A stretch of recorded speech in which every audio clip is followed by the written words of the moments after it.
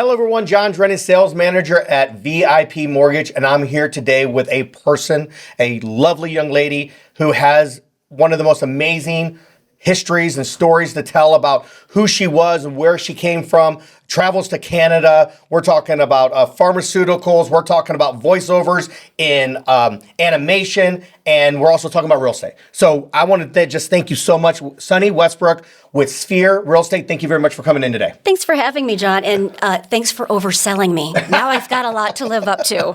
Well, you know what? You have an amazing story. And for a lot of people, I tell that people fall into real estate for certain different reasons. Most 7-year-olds don't wake up one day and say, hey, mom, dad, I want to sell real estate. Nope. I wanted to work on the TV news. I wanted to run the cameras. Oh, there you go. When I was 7. I thought, that's the best job. I think when I was 7, I probably wanted to be a firefighter or a race car driver or something like that. Now, for me personally, I did go to college, University of Cincinnati. I graduated with a finance degree. My minor was entrepreneurship. And 26 years later, I'm still in the business. But once again, I love real estate agents' journeys because, like I said, most people don't start being 7, 8 years old and be a realtor.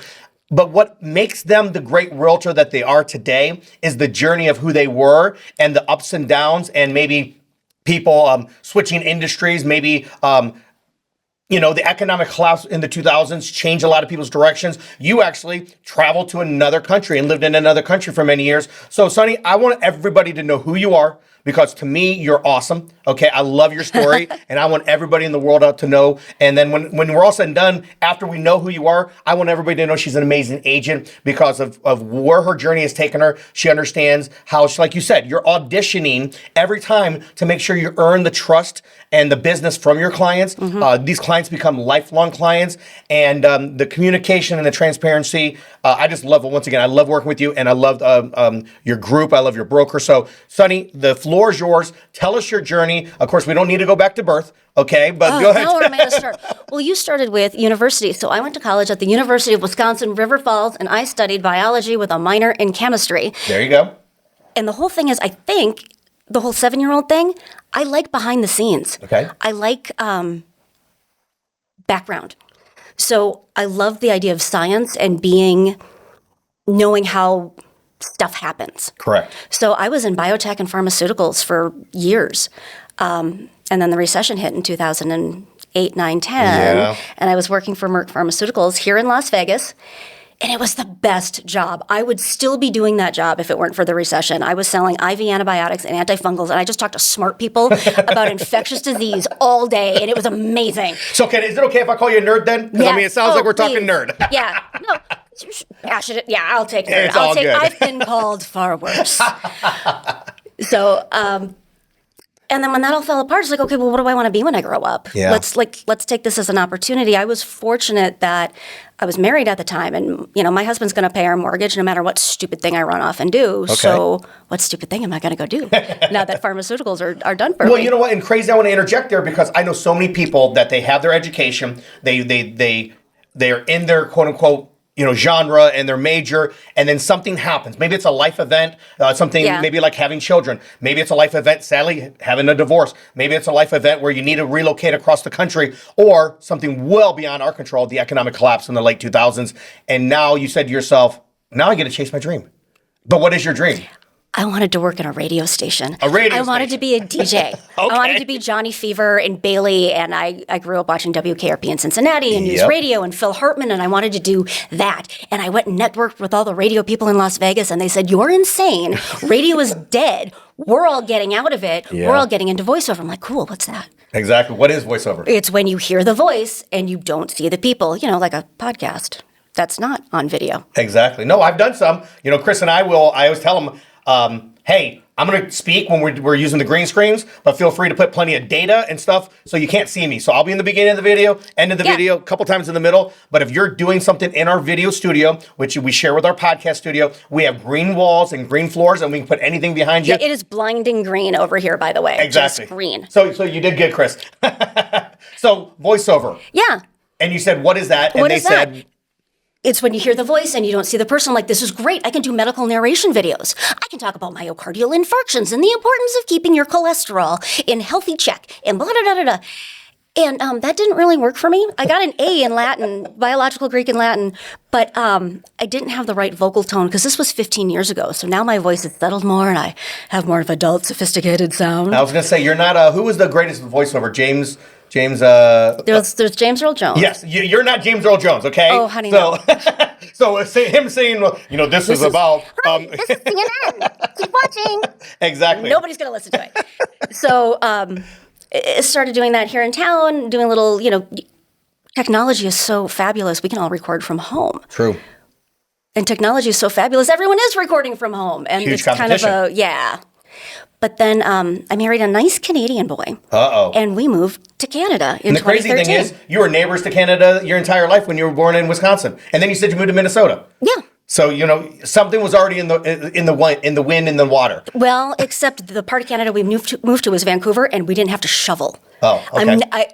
As much as I love the Midwest, I love Wisconsin, I love Minnesota, I am not going back. Okay. Most people don't. I'm from Ohio, right off of Lake Erie. We used to have snow drifts that would be higher than my garage door. Couldn't even open the garage door. And we'd be locked in for days. Right? Yeah, it's 115 here, but I don't have to shovel it. And you can always go find some place that has AC. Thank goodness. Air conditioning has revolutionized Las Vegas. Can you imagine us without it? No. It was a tiny little micro of nothing. We couldn't. So you met a nice Canadian boy. I met a nice Canadian boy. We got married and moved up to Canada. And it was a culture shock. I mean, it's like, what? It's Canada. It's right there. We all speak English and drive on the same side of the road. How hard can it be? I'm really loud. My volume is Lambeau Field level loud. Oh, heck yeah. Well, in British Columbia, we're much quieter. Oh, really? Much quieter. And believe me, the first time I had dinner with my mother-in-law, I stopped switching the silverware back and forth between my hands very quickly. Because it was making too much noise? No, because they do not do such things. Oh, really? Yeah, it's the, British. Yes. It's British in British Columbia. They don't switch their silverware. All prim and proper. And I started speaking much softer. And a little bit slower, maybe? A little bit. So, and here in Vegas, you're in the grocery store, you stand in line, and you make friends with people in line they're your instant 30-second friend, and then you move on with your life. Correct. I tried doing that there, and people looked at me like I was going to steal their purse. You just don't do that. And that doesn't speak to all of Canada. That was just Vancouver. But one of the big things in Vancouver was they are, first of all, major housing. Like, housing is the thing in Vancouver. There's two industries, housing and film and television. Which I didn't know. And you're going to talk more about that. But you did know, because anything you watch on the CW or a Hallmark movie, it's all filmed in Vancouver. Yep. It often doubles for like Seattle or San Francisco. Mm-hmm. So there's a lot going on up there. But for voice, there was animation. Okay. So I moved up there as a voice actor and started taking classes and networking and got an agent, started auditioning, and was very, very fortunate. I got to do some really fun dubbing and some anime. Okay. But my big favorite job was I got to be the villain in seasons 8 and 9 on My Little Pony. And I started auditioning for that show in season 5. Wow. Never got booked. And I remember every single character and every other voice actress who got it instead of me, and we're still friends, and that's fine.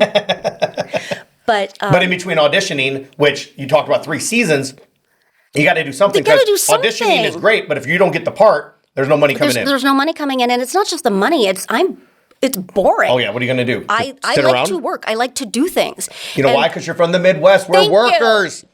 That's what we do. Stuff. That's what we do. My first job was mowing grass and helping baseball games, but my first real job was right when I was like 14 years old. I worked at a marina right on Vermilion River. I'd ride my bike like 5 miles. I'd get paid a $10 bill. 14, 15 years old, yep. I'd get paid a $10 bill, which was $2.50 an hour for 4 hours.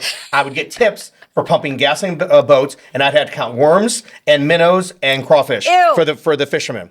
So, I mean, I understand about that Midwest work ethic. So you're up in Canada, you're auditioning, you're excited, but you're not getting what you want up front, and you're sitting there getting frustrated and bored. So that's where real estate comes in, because people just sell houses back and forth to each other. And the cost of living in Vancouver is insanely expensive. I've been there once, yes. 53% of the population rents. So I've got my dream house. We just bought our dream house here in Vegas. And it's 4 bedrooms, and it's gorgeous, and we love it. And for the price of what we bought here, we could have gotten a 2-bedroom condo that's about 30 years of age in Vancouver. Yeah. I went there one time. 800 square feet. Yeah, That's not a luxurious 2-bedroom condo. We went there one year for, we did a trip, Alaskan cruise with the family. Yeah. And then one was the port was Victoria, British, Vancouver, British Columbia. So Vancouver Island Yes. is to the west of the country. Okay. And Victoria is a city on Vancouver Island, which is part of the province of British Yes. Columbia. Oh, we got there and we took the tour bus, right? The double decker. And we're just driving around and they're just telling us about real estate. And this is before COVID. So I can't even imagine when COVID hit in major cities around the world, we're talking about houses increasing 20, 40, 60, 70%. I haven't been up there in 6-7 years, but I can't even imagine what it is now. That's why we came back. Yeah. The cost of living was soul crushing. If you weren't already on the property ladder, to get on it was tough. And we have an above average income and no children. Yeah. And it was tough for us. So that's why we came back. It's like, all right, we're going back to Vegas. We'd bought a house in Vegas in 2017. Okay. Which was such a great time to buy. We didn't know. It was just dumb luck. Yeah. So we came back in 2021. And it was a hard choice, but dang, it was the right choice. And every year, every month, every week, it's like, I'm so happy to be back in Vegas. Perfect. I love living here. It's just an Perfect. easy place to live. All right. Well, now you're back in Vegas. 2021. This is about, depending how you look at it, we're almost 2025. So we're talking about 3-4 years ago. Are you still doing some voice acting? Are you still doing some of that? Did you just pour yourself into real estate? And what made you go full-time real estate? Talk to us about that, because I want everybody to know, once again, the journey is what makes you who you are today. That's true of everyone in every field and everything we do. It's all the victories and mistakes we've made that take us to where we are now. Yep. So I absolutely love voice acting, but there's no money, and you can't work just because you feel like working. So real estate was a perfect fit, especially in Vancouver, because it's so abundant, and there were agents who were so busy, they'd say, hey, take these leads. I can't follow up on them. Nice. And if you get a sale, give me a referral fee. Yeah. Great. Okay. I had all this wonderful practice. And what I love about real estate is data. There's so much information. If you look for it, you can find the trends and you can see what direction things are heading in. You can't predict the future, but you can find the past trends. Well, history likes to repeat itself. It does, but back to the pandemic, I mean, all of those wonderful economic indicators that we've always relied on, Well, that part is true, yeah. things have changed a little bit. Yep. So you have to be flexible and you have to be creative. And I love doing all of those things.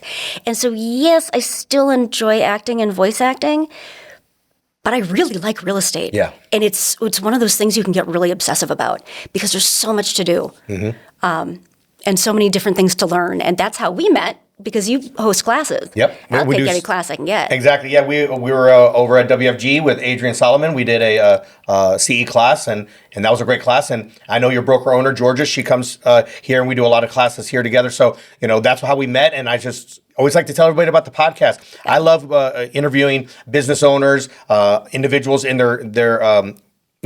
their work of life and their careers and stuff. And of course, my bread and butter is realtors. And what I do love about introducing realtors, the end result is, here I am today and I'm a realtor, but guess what? Everybody's journey on how they get there. Oh, yeah. That's what everybody needs to know, because birds of a feather flock together, okay? And people need to know who you are, because if I just rolled in 10 realtors and we did 10-second clips of, hi, my name is John Drennan, I'm a realtor, what differentiates you? And that's the beauty of this podcast, just really allowing you to tell your story, because this is how you and I've connected and became partners, but also I want everybody to know how special you are. Thank you. My grandma thinks so too. But differentiation, real estate in Canada is very different. And what people don't always realize about real estate is it varies from state to state. So, and that's something I learned with my very first client up in Canada, is to loop in your client's trusted advisors right away. My first client in Canada, Nicole, she was one of my besties' sisters, mid-30s, buying the place on her own, totally independent. And then we were on this journey to find a place. And she worked in film and television. She was on location. It didn't matter where she lived, because you can't live close to work, because work is everywhere. Correct. Went through this journey, finally found the perfect place, brought it, and she's like, okay, well, I can't buy it until my mom and dad see it. Oh, are they helping you with the down payment? Well, no, I just trust them. Oh, mom and dad hated it. Absolutely hated it. Really? Because they weren't on the journey and they didn't see everything we looked at. And if they would have been on the journey from day one. And they hadn't bought or sold real estate in 30 years. Well, let me tell you what you can get on her budget. Oh, yeah. Right? So it's you have to bring in the trusted advisors, which brings me back to my point about real estate is different, Canada to the U.S. and every state in the U.S., because if your trusted advisor in real estate is your friend in Ohio real estate and Nevada real estate, they don't work the same. 100%. I'm licensed in 18 states, and every state is different from how title's done, attorney state, to real estate, to how you sign. Are you signing across the table? Are you signing remotely? You know, there are states where you're signing, the seller's on their side, the mortgage doesn't get recorded for days or weeks, and you hand each other the remote control to the garage door. So you're 100% right. Yeah. Mortgages are done 100% completely different in the United States, let alone Nevada compared to other states. Yeah, and I think one of the important things for us to do in our job with consumers is to help manage expectations and to help people understand the flow of the process. Because even a seasoned home buyer, I was working with a couple and he had purchased a home in Arizona. It's like, okay, good. You get the gist of it. We are a recordation state. You don't get the keys until the title records at the county office and it's official. And you don't want the keys until that home is officially yours. Well, yeah, let's talk about some things. First of all, when I came out here in 2002, they manually would stand in line to record. So things were completely different than the automated. Please tell me you wrote everything in triplicate on the pink, yellow, white pages. Pretty much like press hard, 3 copies. The other thing is there's some horror stories. I know of a broker who told her agent to tell her client, do not do anything until it's 100% official. Something happened and it didn't record. They had already given the keys, already went in there, started removing the floors. The seller came back for something they forgot. That agent got fined. The broker got fined. And it was a mess. It wasn't their house. They were trespassing. Yeah. They were tearing up someone else's house. Okay, you want my real estate origin story? Please, tell me. Here's my realtor origin story. I mentioned, we were in Canada. We bought a house in Vegas in 2017 while we were still living in Canada because my husband was going back and forth and working between the two countries. Perfect. And it was at a time where you could stay in a hotel for 2 weeks or pay a mortgage, and guess which one was less? Exactly. It was the mortgage. And we bought like the cutest little one-story, and it has this perfect light coming in, and everything was amazing. And it was November of 2018, and we're in Vancouver. I was in Vancouver. He was here. We are under contract. I get the email from my escrow officers that says, hey, we need to get your down payment. Here's the instructions. Get it sent, and we need it before closing. Oh, okay. Dave, quick, go to the bank before your shift starts and transfer our down payment to the bank. And he did, and we, high-fived over the phone. Woohoo, we took care of this task. And that was on a Tuesday. We came down on the following Friday to sign. And they said, where's your down payment? I said, I paid it a couple days ago. I paid this amount. They're like, great, then just write a check for like $3,000. I'm like, cool. And then the battery on my phone died. My husband went to work and I plugged in. And when I turned my phone back on, there were lots and lots of messages from the title company asking for the other $80,000, which I had transferred to them on Tuesday, which had ended up at a bank in Mexico because it was not an email from the escrow company that I was following. Oh, no. Someone had... Wire fraud is rampant, and it's even worse now, but how did we fix this problem? We actually fixed it. Now, one of the things I try to emphasize with my clients about, hey, here's the wire fraud disclosure, and here's why you have to care. You don't get it back. Yeah. Your money's gone, it's gone. Unless they feel like sending it back. Yeah. So, happy ending. We actually got our money back from a bank in Mexico. Holy moly. Because my husband is amazing. That felt so dumb and so stupid and just hated myself because how could I be so dumb? I can't even believe I'm telling you this because it was so one of the top 5 worst events of my life, and that includes my first divorce and the death of my mother. Oh my God! This was $80,000. This was, and it's something. Honestly, you made a mistake, but you felt like I made a stupid mistake. Yeah. And what happened was, the fraudster got into my realtor's email, hacked in. It was an old AOL account. Hacked into it, knew our name, knew the address, knew pretty close to the right amount, and then copied the escrow agent's email. But if you looked at the metadata, it was you weren't replying to Mary Smith at the title company. You were replying to XYZPDQ at fraudster.com. But before he got the money out of the bank, you got to the bank and the bank was able to... Oh, no. We didn't find this. We sent the money on a Tuesday. We didn't find out we got hosed until Friday. Oh, geez. But the funny thing is, we eventually found out that the realtor and the escrow agent, so the realtor hit reply all on an email, and it went to the real escrow agent, who then saw the fake, copied, cloned address. And they both knew about it for about 30 minutes before I got that email. Guess what title company I don't use? That title company. Yeah. Yeah. But that life experience, once again, Holy ended up being okay. It Still was. one of your top 5 worst experiences in of our life. We didn't get it back. We worked with the police. First, it went to this little tiny town in Washington. Okay. And I called the police and like, wow, that's a bummer. You should call the FBI. So I went to the local FBI officer and they're like, yeah, that really stinks. Here, fill out this form. Yeah. And we were spinning our wheels and spinning our wheels and spinning our wheels. And my husband's like, you know what? I'm going to write the fraudster back and tell them that I'm so sorry I couldn't get them the rest of the money. I was in a car accident. Where do I send the $20,000? I'm like, that's the stupidest thing I ever heard. Don't waste your time. So he did it. And the fraudster responded with new instructions. So we called the police department in that little tiny town in Washington again.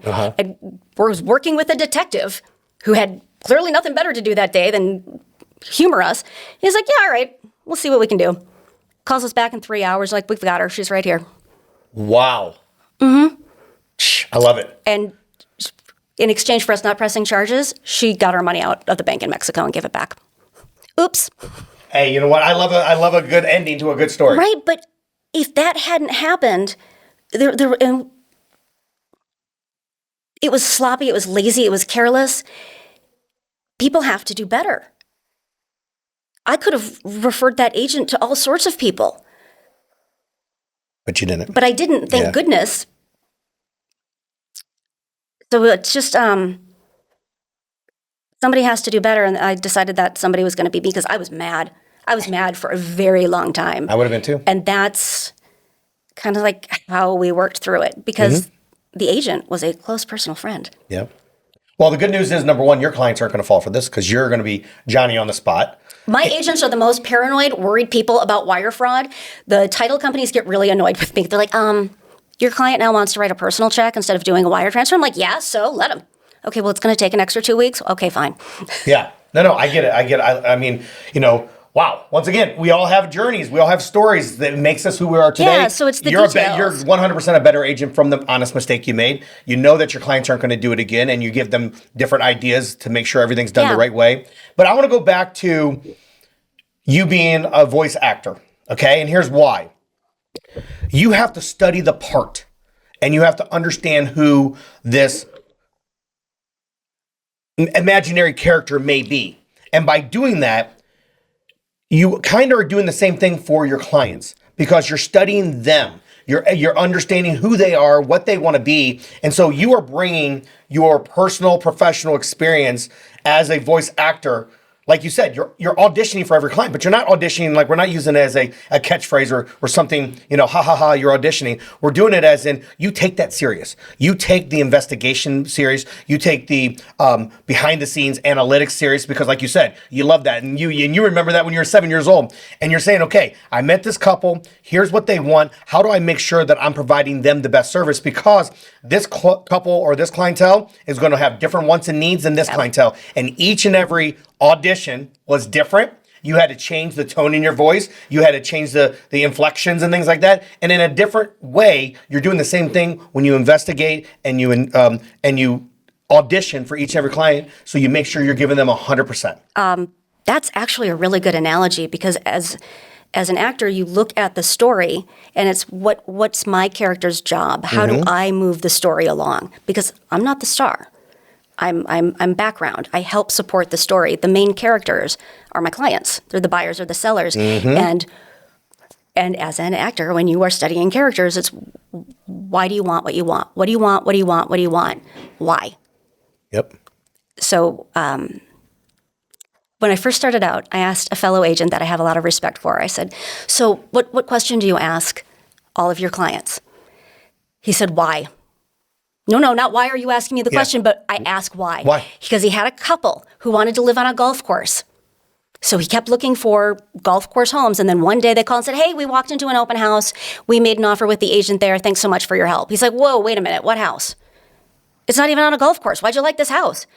Well, there's a ravine behind it and no one's going to build back there. They didn't care about living on a golf course. So if he'd said, why do you want to live on a golf course? He would have learned they don't care about the golf. They care about the open space behind them. Exactly. Yep. And that's a great question. Yeah, but they're the main characters. What do you want? What do you want? What do you want? Why do you want it? And how do I help you get it? How do I move your story forward? I love the fact that you said that. I've been doing this for 26 years, okay? This gray hair is earned, okay? But I tell everybody, the client is the captain of the ship, the agent is the navigator, and I'm in the bottom of the boat rowing. All I do is row. Let me row, right? Let me be that. You're the motor. Let me be that character who's supporting the main characters, and the clients are the stars. You are the co-star, and I'm over here in the background. I don't care what I am. I can be a tree in a play, but let me do me, okay? Yep. Let me row, and if I can row for many clients at every week, every month, every year, that's how I support my family. Put my kids through college and do wonderful things. So I love that. But to your point about being the motor and steering the ship, you can't take the journey unless you have the vessel in place. So it's super fun to look at houses online. Do you have the funding in place? What monthly payments are you comfortable with? What factors of buying that home are going to make up your monthly payment? Nobody really, I'm going to say something controversial. Oh, no. No one cares what interest rates are. Yeah. They care what their monthly payment is. It is. Well, guess what?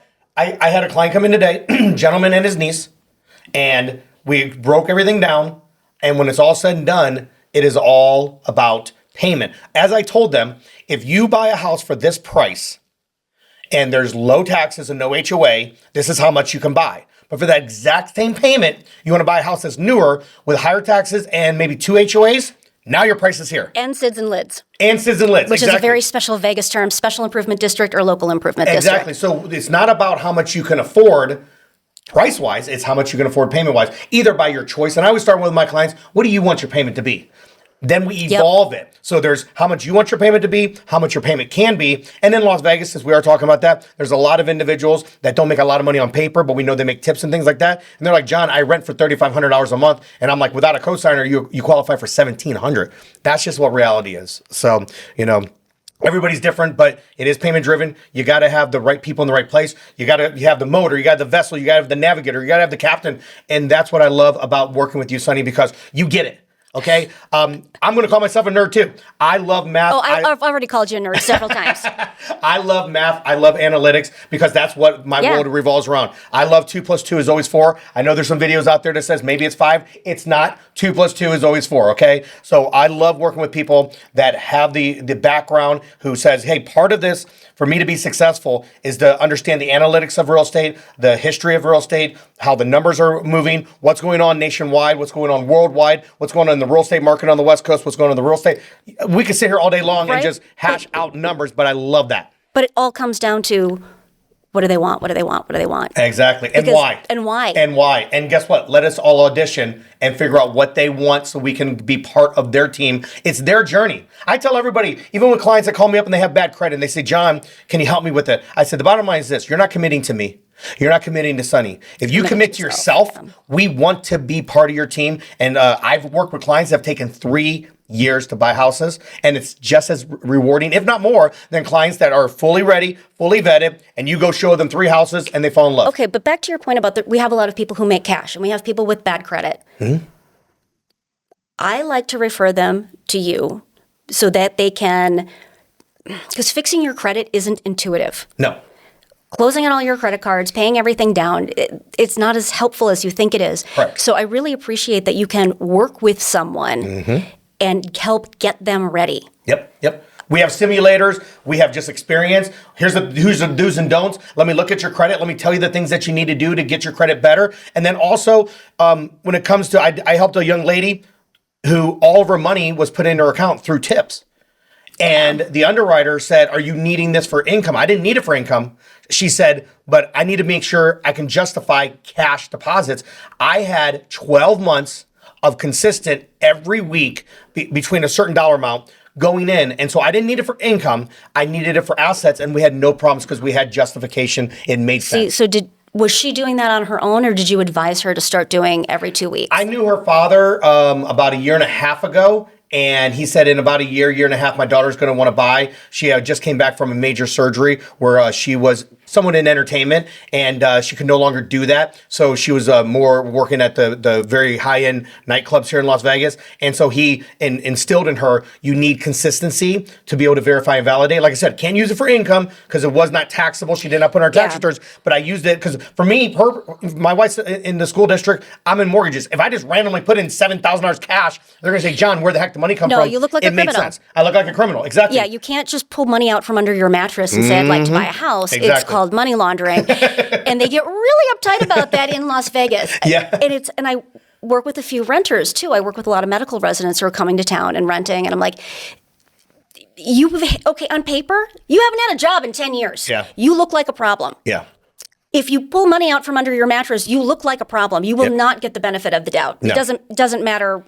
Oh, I always tell everybody, you're not in the mortgage industry after the economic collapse. You're guilty before you're proven innocent. Definitely vice versa than if you're guilty or innocent before you're guilty. Okay, so what's your advice to people who work in cash industries who want to buy? Well, I'll be very honest with you. Number one, you can actually fill out a form on your tax returns and actually report unreported tips. I've had a couple clients do it over the years. You mean like retroactively? No, not retroactively, but just moving forward. So you're going to file your taxes. You said there's a form to fill out and say, hey, I'm claiming to the IRS. I made an extra 30 grand, and you pay taxes on it. That's something you can do. Very few people do it. I always try to tell everybody, do you have a co-signer or co-borrower? Because if mom and dad know you make, let's just come up with a number, $130,000 a year, but $50,000 is on paper and $80,000 is we know is real, but you're not paying taxes on it, then what mom and dad co-sign for you because they know you have great credit and they know legitimately what you make. Or there are some non-traditional loans that will actually... Because not everyone has parents that they want to have as co-signers. Exactly. Sometimes mom and dad's credit's worse. Even worse. Yeah, I would say,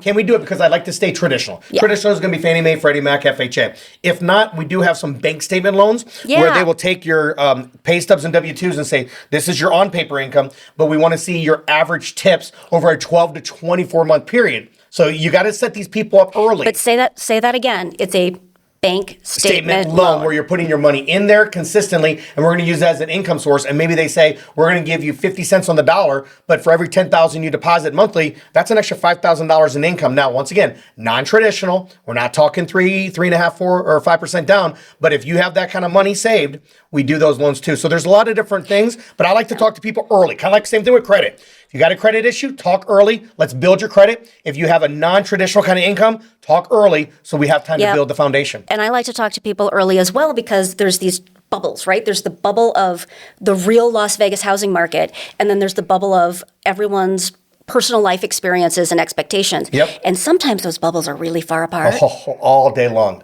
And sometimes they're close. Yeah. Sometimes they overlap. But the sooner those bubbles meet, the more productive the search is. And we won't know how far the bubbles are until we audition. Until we audition. I love it. Well, once again, Sunny, I truly appreciate your time today. Everybody, Sunni Westbrook, Sphere Real Estate, she's amazing. Get to know her. She's going to tell you even more about her stories. Google her. She has such an amazing story to tell. And I'm just so glad you were able to make it in today. I wanted everybody to know you because as we grew our partnership and our friendship, you just became more compelling and more amazing. And I'm like, I got to get you in the podcast studio and let everybody know about you. So once again, thank you very much for coming in today. Thanks for having me, John. I don't know if I'll be able to walk out because you've just inflated my ego and now my head is so big, but... Thank you. I appreciate being here. You're very welcome. Always a pleasure.